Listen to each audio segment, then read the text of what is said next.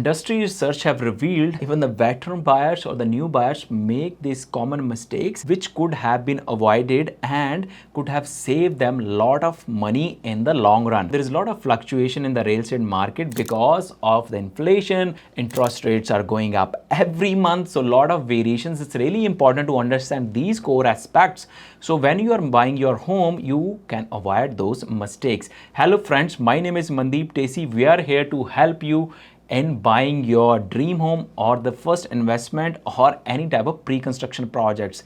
If you are interested, links are given in the bio for any type of project in across Canada. Either you are in Ontario or you are in Alberta. The first and the foremost thing is, as we already discussed, you need to work with a professional if you are in North America, because that professional is really expert in their field.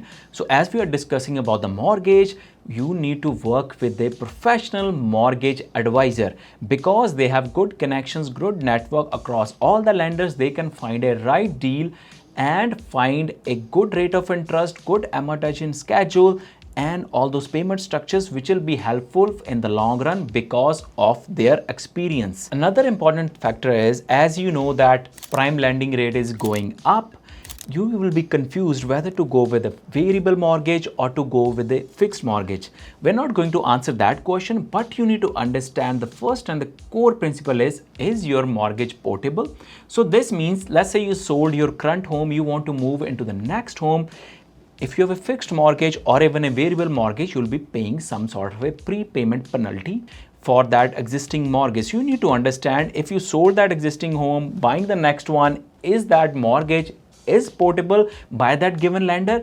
So you need to understand this before buying it. It's not once the paperwork is already signed for that mortgage. Another thing to talk about is, do you have any prepayment privilege, or you can change the payment frequency of your mortgage payment. It's really important. Coming from back home India, we always want to be debt free, but in North America the culture is totally different. You scale by taking the debt. These economies run on credit, but it's good to be a debt free. Why not? If we give an option, you can be debt free rather than paying the mortgage for 25 years. You can easily pay off that mortgage in 15 years. But before you can have that option, you need to understand that what is your current lender providing you, what type of payment privilege it's giving. So this means in that given anniversary year, you can pay 10 to 15% as a part of that mortgage that can be counted against that principal amount. Or you might want to increase the payment frequency. Let's say you are on semi-monthly or bi-weekly. If you want to increase the frequency to weekly, that option is available with the lender, because on the long run you'll pay less interest on your principal because the principal will be paid quickly. So these are the things that we talk. In the long run you'll see those benefits, but before that you need to understand the most critical part: how much mortgage you can afford. It's not you can buy a property of $500,000, million, 2 million, nobody cares.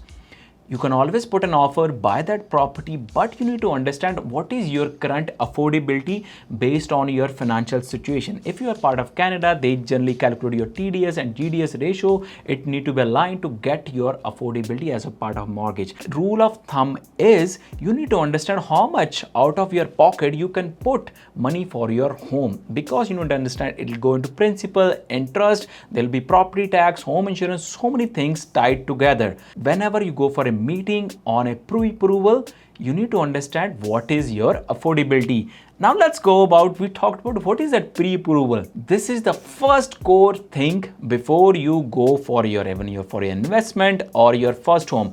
This means how much that lender is willing to pay you based on your financial situation, based on your credit score, how long you've been here, your job history. All those factors club together to create a roadmap for you, which is called a pre-approval. It's a sort of a range, tentative range given by the lender.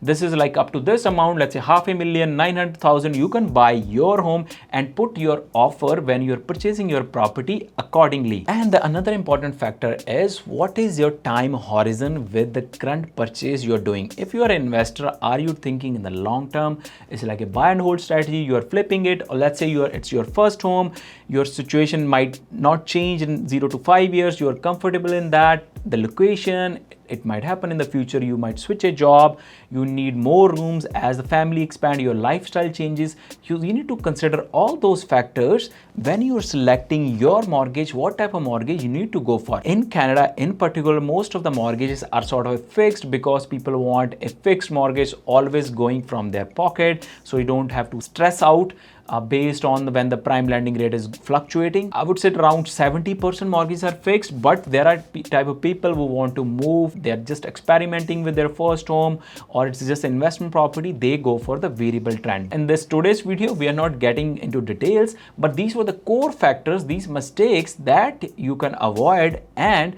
win in the long run of real estate industry. Thank you friends, thanks for watching another educating video. If you like it, don't forget to press the subscribe button and share it with your friends and family.